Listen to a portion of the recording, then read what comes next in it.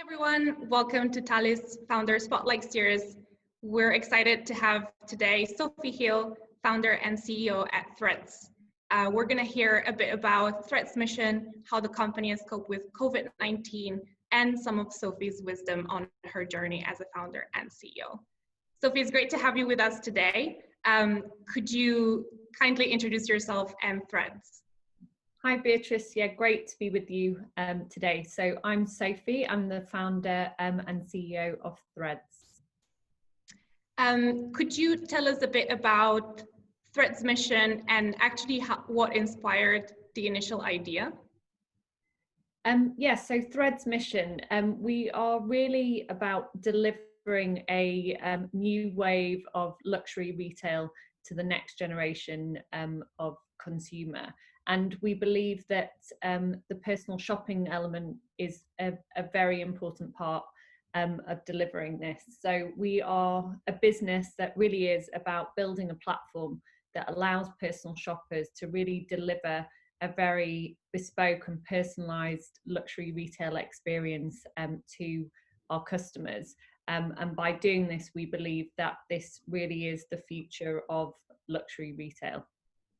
That's great to hear, and I know your customer base is very ultra high net worth individuals, and they really want that personal touch and personal shopping experience. How did the company actually change since, like, what inspired the initial idea? How the company was right at the beginning, and what is really the vision for Threads in the coming months and in the coming years? Well, going to your point of kind of what was the vision when we started Threads, or what inspired us, we really believe that in order, luxury very much has led customer experience that many other commerce sectors have copied, and it really is about delivering the best possible customer service. So for us, we saw that there was a new generation that wanted very different things from their retailers, and the expertise that I had at the time was very much focused in fashion. It was focused in luxury, so it felt very natural that that's where we would focus our time. In terms of the customer and really how the product evolved in terms of what that customer retail experience would be, that's been very much built in partnership with the Threads customer base. So we have started from day one really asking them, actually, what do you want from a retail service? And I think what we knew at the time was, within luxury at least, the customers who were repeat spending, the customers who really were driving the business, were not necessarily given as much focus, because actually the business was split between focusing on repeat customers and also new customers. And if you have a very big, particularly when you're looking at e-commerce, when you have a very big strategy around, paid acquisition, then you really are quite split between your focus of, making sure you're really looking after the existing and the new. And I think for us, what we wanted to do was build a business that was solely focused on the repeat loyal customer base who were spending, every month, or at least every few months. And we spent so much time with them and asked them, okay, what do we need to do for you that would help make this experience the best possible experience for you? No, that totally makes sense. And I also like that you guys are social first, which I think it was ahead of the time, really, when you started, that you're content first, and then you keep this focus going forward. And it also really helps in, this COVID environment, for example, the fact that people are stuck at home looking at their social media, and the fact that that's your point of touch with customers, initial point of touch. I assume that was definitely a benefit in this environment. Yeah, I mean, during COVID, it absolutely is a very viable and business model, and it really does kind of lend itself to the situation that we find ourselves in. What I would say is those decisions were really driven, again, in partnership with the customers. So they were social first themselves. We asked them at the beginning, how do they want to communicate? They said they wanted to communicate with us on chat. So everything that we have built has really been about delivering to them in a way that they want to be served. So, you know, their shop window, their inspiration is social. It made sense as they were all early adopters of Instagram, you know, they were first movers. So that just felt a very natural thing for us to do. And then the reason we have built our business around chat commerce is the fact that this is where the customers are telling us they want to talk to us and transact. Definitely no need to build an app if your customers are on chat and social media. So that definitely makes sense. I assume that this question gets asked very frequently around COVID-19 and how that impacted the business. But, you know, in spite of the current environment, Threads has had a very strong year. You know, what were the main challenges, but also like, how did you overcome them to have such a great, you know, result even in 2020? So COVID has definitely, I mean, I think any business that has said they haven't had challenges from this year, I think would be quite unusual. I think it's been really challenging. I think we absolutely have elements of our business that lend itself very well to the current climate. So, you know, we're a marketplace, so we don't hold stock. Which means that we could be very agile and we could pivot towards our customer needs, which did change considerably this year. We are comfortable with working remotely. That wasn't a challenge for us. You know, our sales team are really very independent and autonomous, and therefore it really wasn't a problem. We were still able to put social distancing in place very quickly in our warehouse and distribution. Again, so therefore we were able to continue to deliver.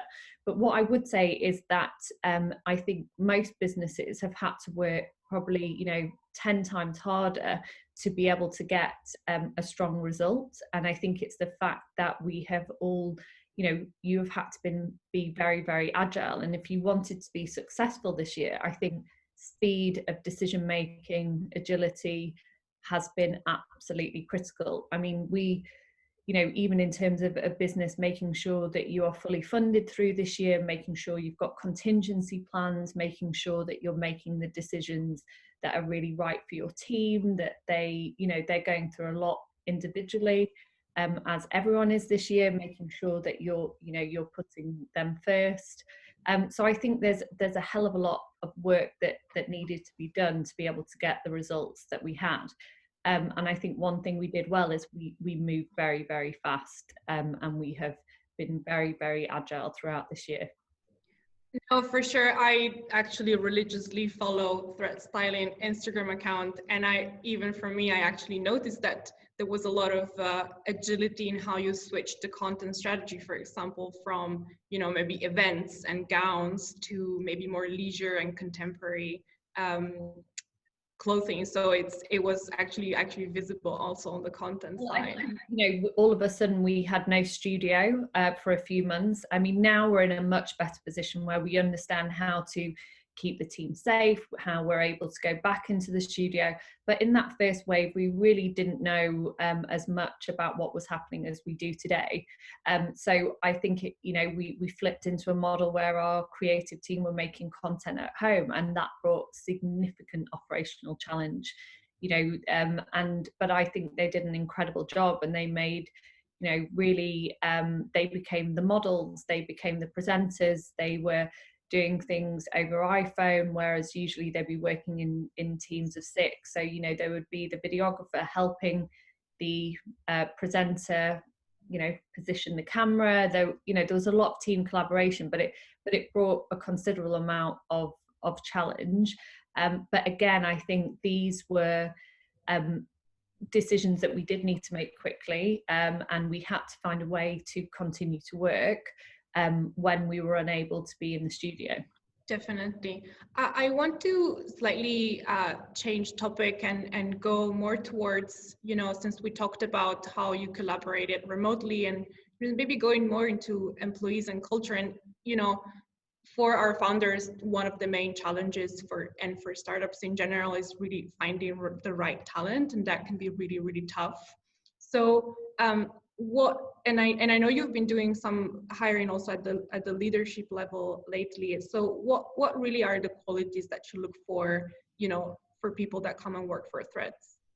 So I'll split that into kind of two questions. So one, who we kind of looking for, and then two, how we kind of cope with the virtual team element this year. So in terms of who we're looking for, I think culture fit is really, really important. I think hard skills are important, but I actually think that the softer and cultural alignment of anybody coming into a business is significantly more important.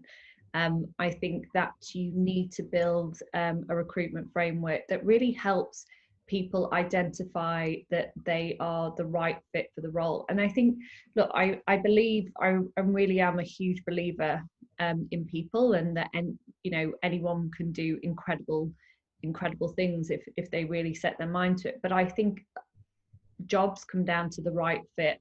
So it's the right person for the right role.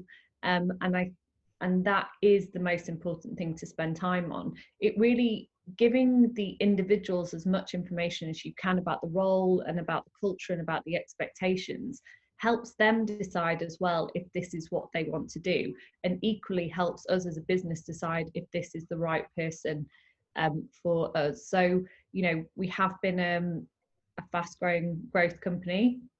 We can always improve our processes, but I think any business should really stay focused on how do you assess cultural fit for any role at any level. No, definitely. And because you know, of what you just said about also remote work, and you know, the fact that you've been really fast growing in the last years, you know, how do you make sure everyone stay aligned to the company goals and company culture? Because I think that's really challenging, especially with a distributed workforce. I think it's definitely challenging, and it's something that you have to rise to as any business. I think this year everybody has definitely accepted or acknowledged that remote working is possible, and that this is a very viable way for us all to work as a team. So I think we need to make sure as we move into next year that regardless of what happens with the pandemic, that we really are taking a very different approach to flexible working, to team working, to remote working. And I think that has to be a priority of any business. I think if a business really thinks that your team should all be back, and unless it's a very functional physical role, that the fact that you should think that the team would need to come back into the office, I think will become quite archaic quite quickly. So I think we've got to take away as much as we can from this year and build a structure that really works for the team. Yeah. Having said that, I think what we also need to do is address what challenges remote working has brought for people in terms of connectivity, teamwork, even just social bonding. And I think it's about getting the right balance as we get into next year to make sure that we can give people what I believe is a business community and just sense of belonging for everybody, that we're all on the same mission, working towards the same vision. And I think, you know, for a lot of us, it's going to be test and learn, and it's something we're very focused on, but I think it's not something that we can take our eye off as we move into next year. I think it will be a big part of our strategy to really make sure that we get this right. And you know, and we've tried things like virtual sports day and all kinds of things that we have done in person, and I'd say some of them have worked and some of them haven't. Really looking at routines and rituals, so meetings, you know, a lot of people have Zoom fatigue. I think that's something we're trying to tackle at the moment. We have a daily pause put in, which means that nobody can book in Zoom meetings meetings at those times, which allows people to get on with other things. But again, I think this is really going to be a test and learn environment for many of us next year. I'm very curious, and this obviously stems from just COVID, but just in general, really, as the company has progressed very well and effectively has become a scale up. how did your role as founder and CEO change from the very start to now? I'm just really curious from a leadership perspective, how that's changed. And I think it could be really useful for this founder spotlight series for other founders that, look at this recording, for example. I think I've always said that I think 1 year in my role is the equivalent to somebody else 3 years in a different role. So it's always been, I think, at the speed of times 3 at least. I think any founder needs to very much accept that the dynamics and the role and responsibility of their role will change so significantly over the course of every year, definitely within the first kind of 3, 4, 5 years, depending at how fast you are growing. And I think just a real acknowledgement of that and being prepared to do what you need to do. So really making sure that you have a strong senior team who really have expertise around you in certain areas, really making sure that you're taking on coaching for your leadership style, making sure that you set your values, making sure that you don't underestimate the impact of not creating a structure around your culture. I think all of these things are really, really important. And I think often founders, we're so focused on the vision and the mission that there's times when people can forget that you have to bring your team with you. And if you don't bring your team with you, there is no one on that mission towards that vision. And therefore, it is an absolute priority that is where you spend the majority of your time. You cannot do it alone. You need to be part of a team. And therefore, team should take up, like I said, the majority of the time. And look, an idea is something that can take a minute. Execution is much harder to achieve. And again, I think people forget that.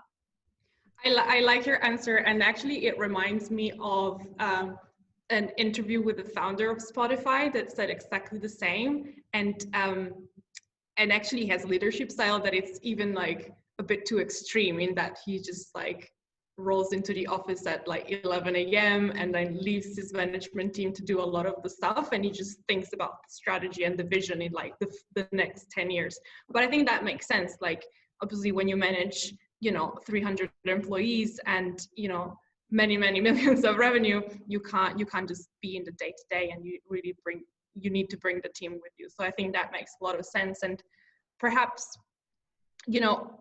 one probably last question from my side before we wrap up.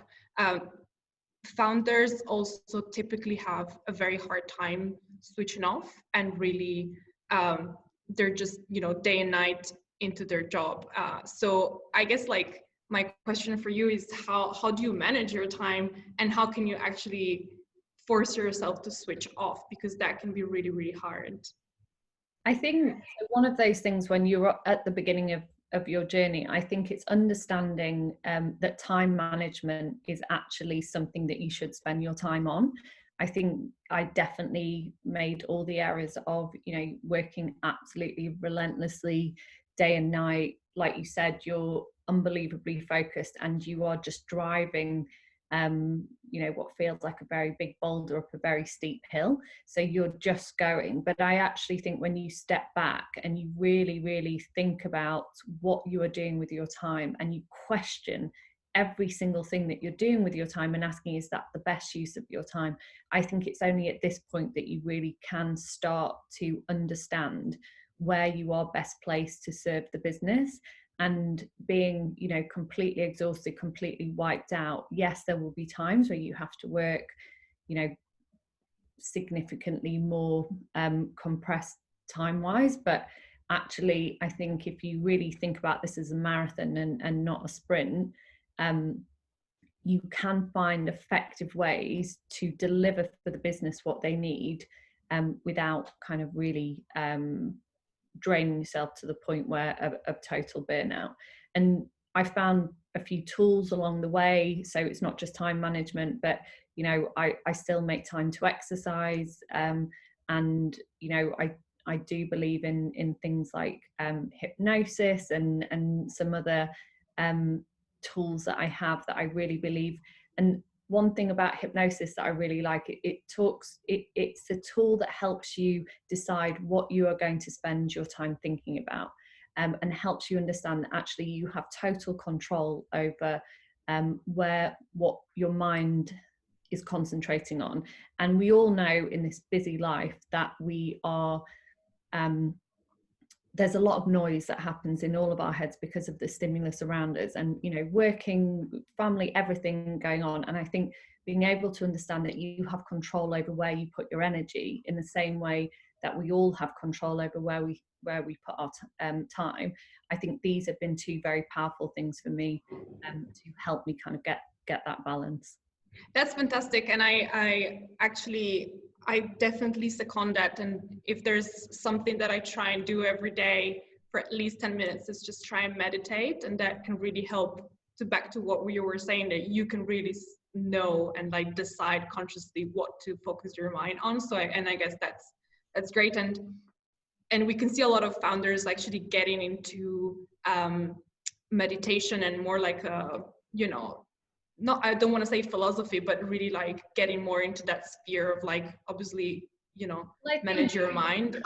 Worrying about things that you cannot control, either you can do something about it or you can't, but neither of those. I think for all of us living in this time, reducing the amount of kind of worry and anxiety is something that we're all tackling. And I think really finding tools that can help with that can really give you a lot of space to then think about the strategy and think about what you need to do to get it done. Absolutely. I was about to ask you the last question, which is one piece of life advice you think everybody should live by, but it sounds like we've answered that. One other. So I think the other thing, in addition to that, I think what is important is, I believe that anybody is capable of anything that they want to achieve. But what I think is even more important is that people are honest with themselves about what they want in life, and that you should really set a goal that matches what you want out of your life. And I think it's important that you do not set a goal that other people want for you, and that you actually set a goal for yourself. And then if you're very clear on what this goal is, then I believe with a lot of hard work and determination that can be achieved. But I really think that people should try to spend more time thinking about what would make them happy, what would make them feel successful. And it really doesn't need to be as grandiose as people presume. It really can just be about a kind of happy, balanced life. But I think it's important that we set our own goals and head towards those. That is great. Well, I think that concludes our Founder Spotlight series, and thank you very much, Sophie, to tune in with us. That's much appreciated. And thanks for anyone that listens to this. We'll be back with more Founder Spotlight in the future. And thank you so much, Sophie. Thank you, Beatrice.